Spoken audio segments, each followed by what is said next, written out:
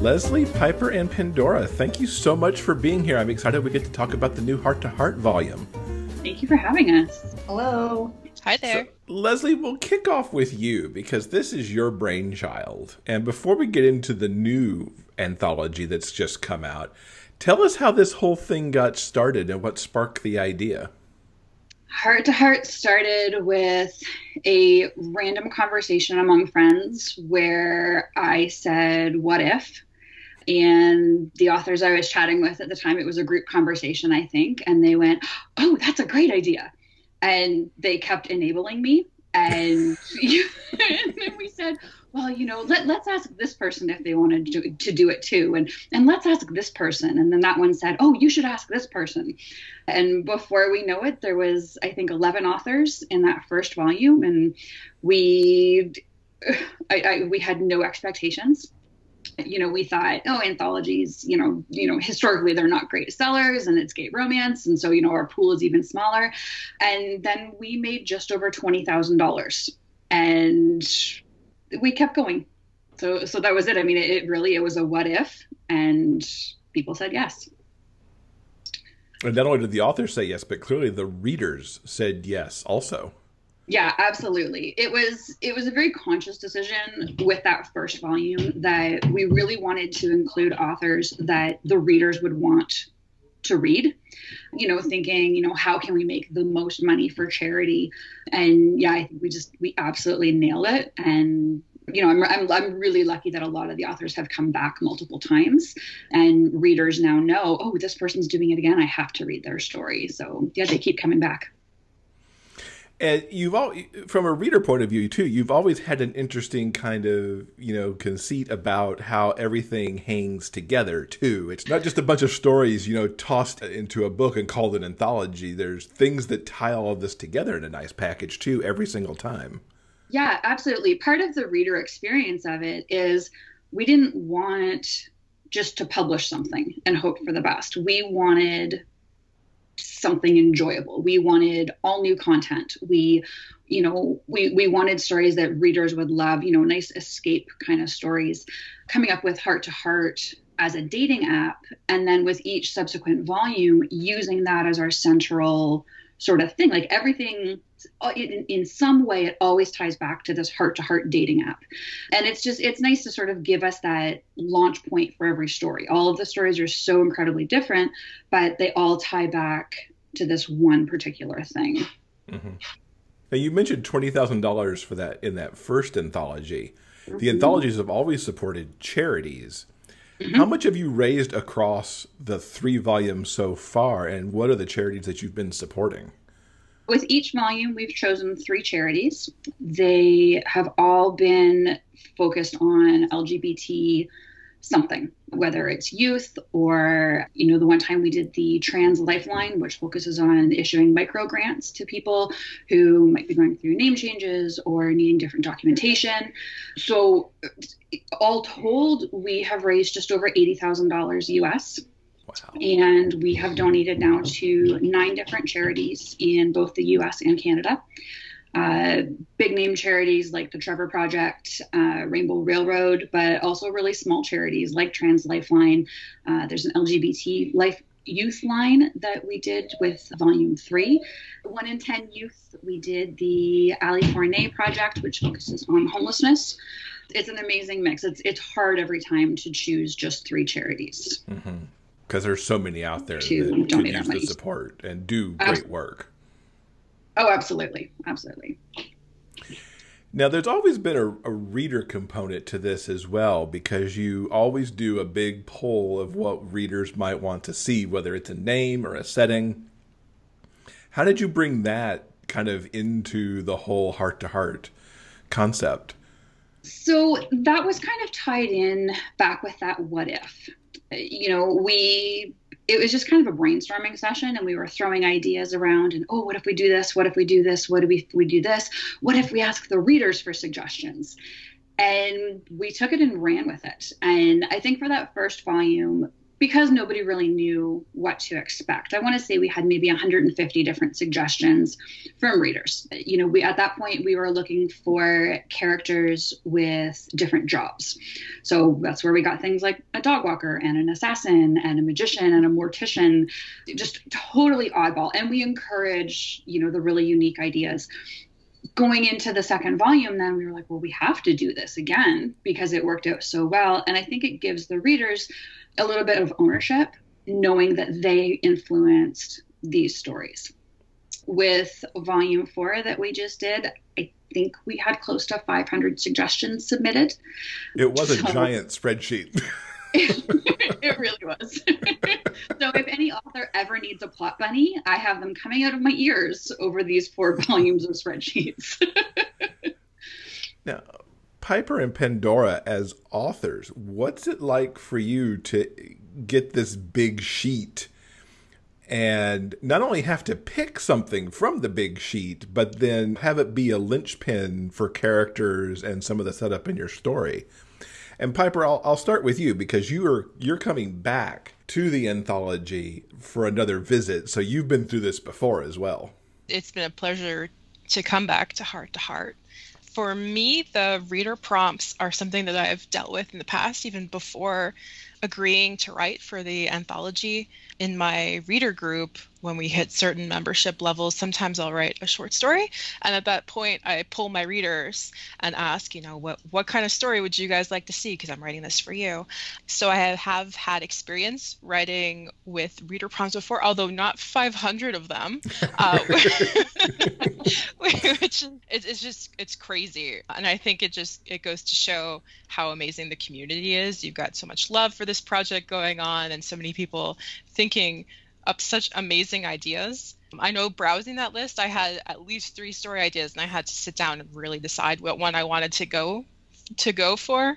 So it's been a blast, you know, working with the reader prompts. I find it really juices up your creativity. And if you're ever stuck, then you have someone kind of like pushing you from behind, you know, like this is their idea, do justice for them. So it really kind of gives me inspiration to write something awesome. Mm-hmm. And Pandora, how about you? This is your first Heart to Heart. It is my first one.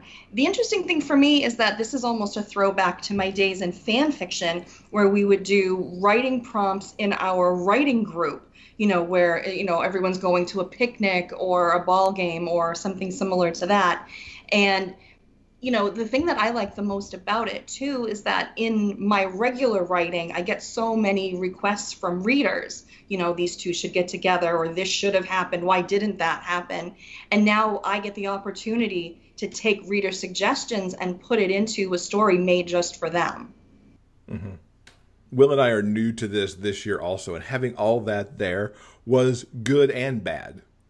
In some ways, it's like this multitude of riches that you have to pick from.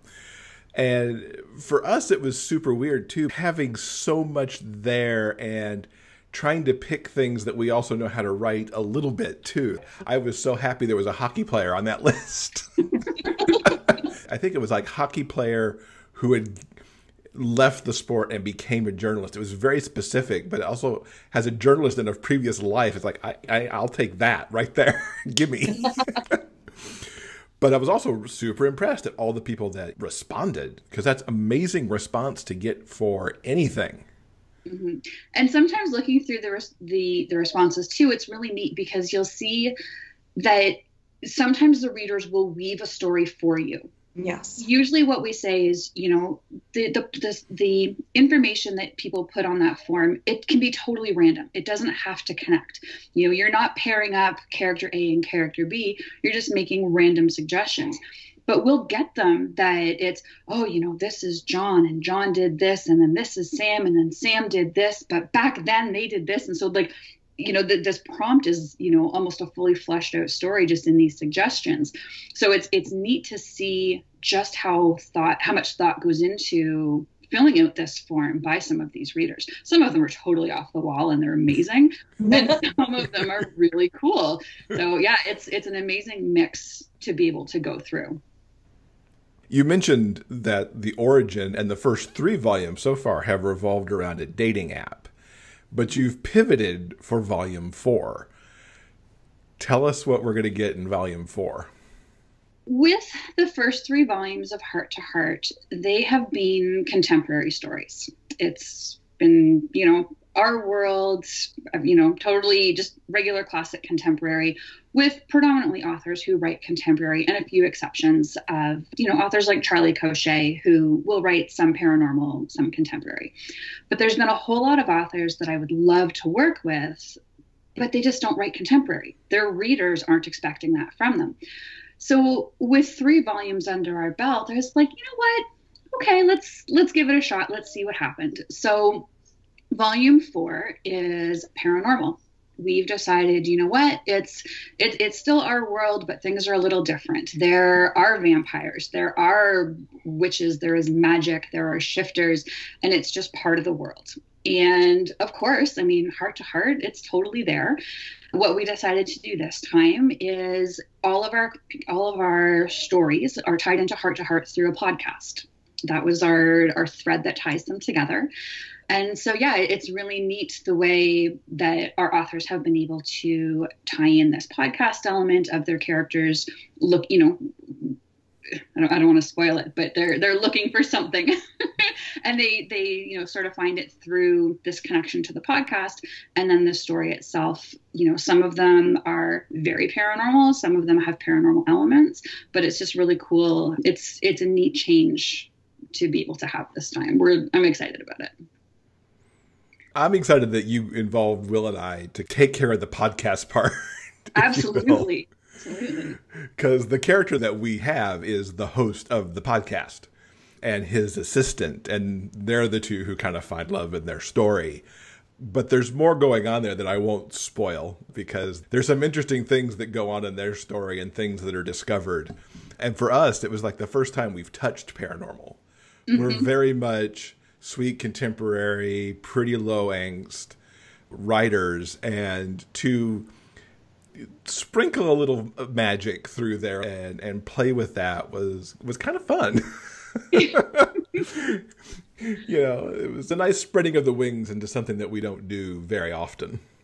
And you did it for charity, so there you go. Exactly. Did it for charity, which is always a good thing. Now, Piper, we mentioned earlier that you're coming back to the anthology. What brings you back to it? I had a blast working on Heart to Heart 3.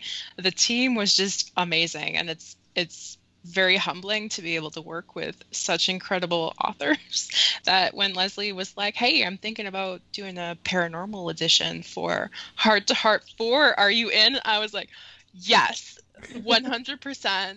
I don't even care what the details are. I'm going to be in this anthology. There was no hesitation. No, she was like, hey, I'm like, yes. And I think just getting to explore the difference between the versions, Heart to Heart 3 being a contemporary version, and then Heart to Heart 4 being a paranormal edition, has just been so good for me, because I write both contemporary and, like parent shifter or paranormal type stories. So it's been just a blast getting to explore both sides of myself and kind of getting to those fantasy roots I kind of came up from. So it was just a kind of a perfect storm of circumstances that brought me back. Mm-hmm. Can you tell us a little bit about what your story is about? So pretty much you have a human who is the sweetest, most innocent virgin who's ever lived in a shed in the Chicagoland area. And then you have this big old demonic family full of all these quirky siblings, and they get together through the power of a wish gone slightly awry. And there's just a lot of laughter. I don't want to spoil too much because I want everyone to go read it. It's just hilarious. But I think it's probably one of the funniest books I've ever written, right up there with Bond from the Forbidden Desires series. So if you guys are listening and you're a fan of Everard and Harry, you should go check this one out, because you got some good vibes going on there. Nice. And Pandora, what brought you on board and made you excited to want to work on this particular project? It was kind of funny. I was in bed with double pneumonia when I got Leslie's That's not funny at all. No, but it is. I had a fever, and I get this message from Leslie asking if I would be interested in doing this. And I'm like, wait, am I hallucinating now too?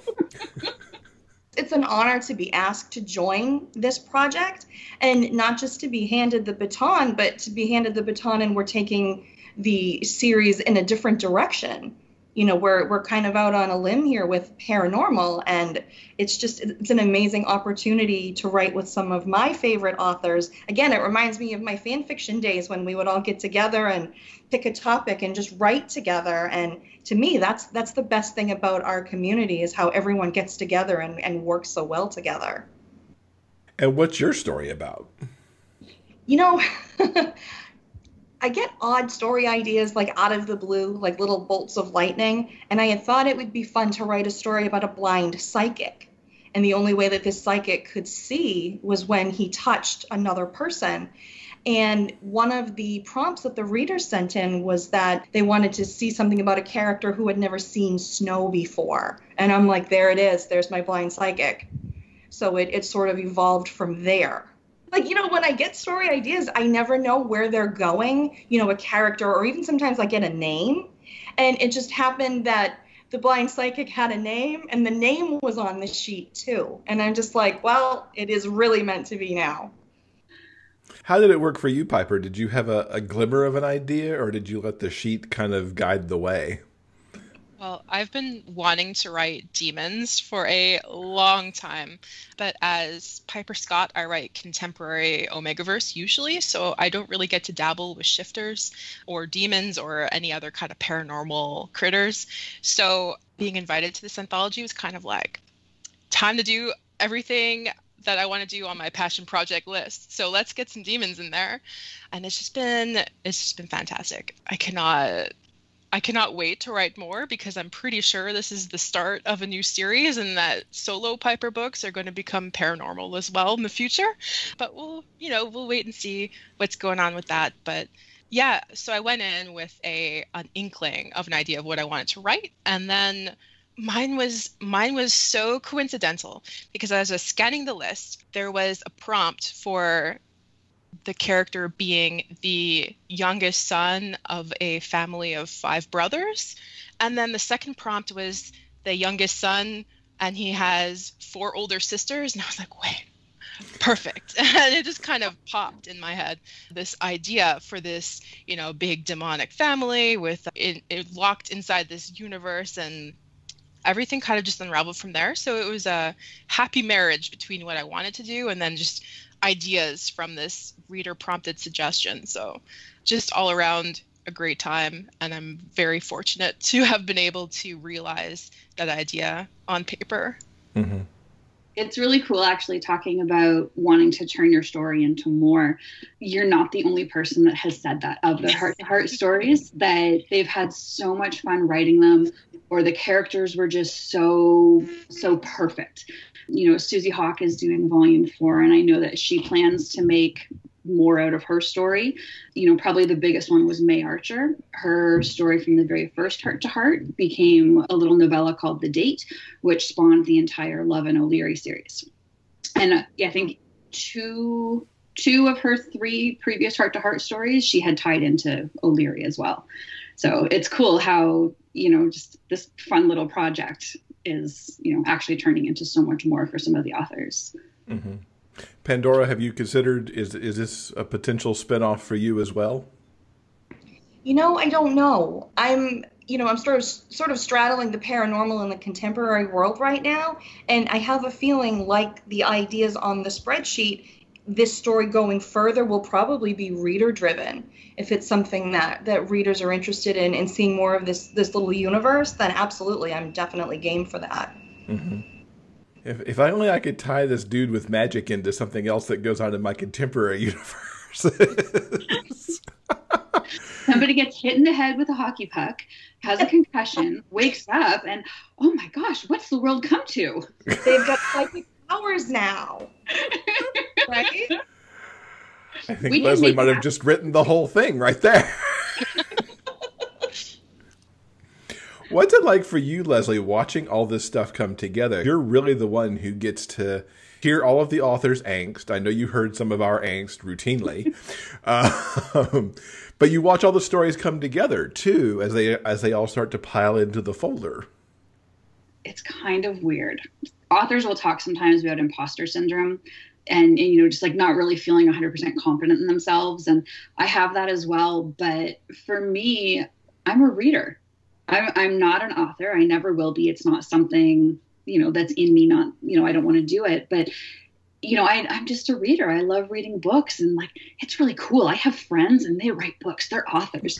And then I get this project and there's 16 stories in a folder. And, I look at that and think, I had this random idea a couple years ago, and look at all of these things that are written. And it's just, it's really cool. It's like that little baby reader in grade 4 going, oh, books are awesome. And it's like magic. It is. It's the magic of story. Absolutely. Who are the other authors involved? Because we should give them some credit here, too. We have a whole stable of them. So we actually have 18 authors contributing to 16 stories in volume 4.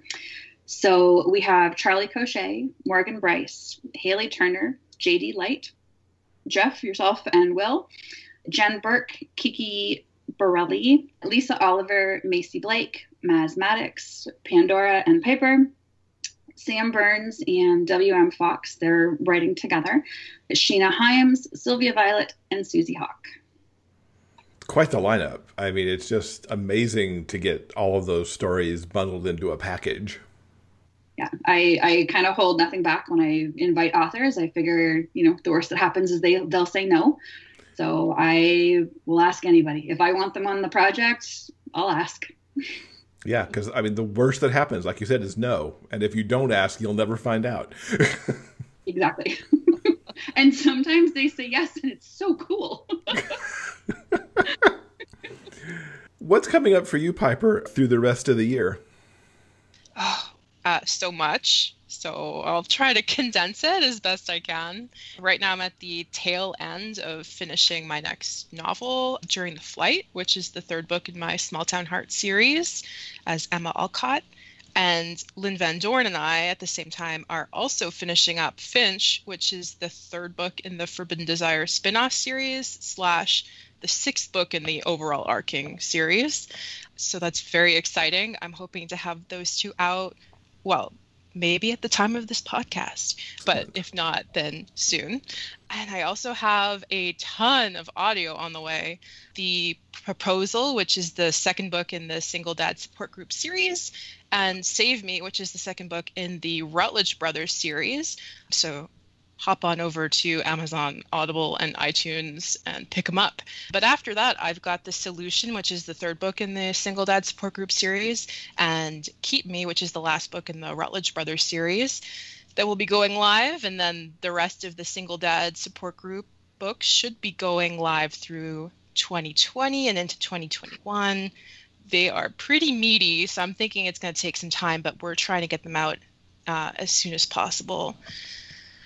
And apart from that, I'm planning on starting a new series as Piper, which will be coming, sometime soon. I'm so bad about dates. I get just sidetracked sometimes, and projects take longer than I think they will. And then, I write 150,000 words when I was supposed to write 60, and so I don't like to give specific dates, but a new Piper series is coming soon. And I've got a couple new Emma books, which are my contemporary titles that I have in bits and pieces started. So those will be coming out hopefully in 2020 as well, or if not, into 2021. Fantastic. That's a full slate right there. Full slate. It's crazy. And Pandora, how about you? What's coming up in the back half of this year? Well, I have a couple of more books coming out for Jude and Cope, and maybe some more for Tennyson and Ronan in the Cold Case Psychic series. but I'm also working on a brand new contemporary series called Protect and Serve. And it's about foster brothers who all became first responders of one sort or another. The police officer's book was out last month, and hopefully next month we will see Ozzy, who's my firefighter. Later on in the year, I have this idea for a series about warlocks who are, their coven stretches all the way back to the Spanish Inquisition and needing to hide themselves so they didn't end up, at the wrong end of an inquisitor's bonfire. So hopefully we have all of that coming up, and maybe some cute little Christmas project that I'm not 100% sure about yet. Got to get the cute Christmas project in there.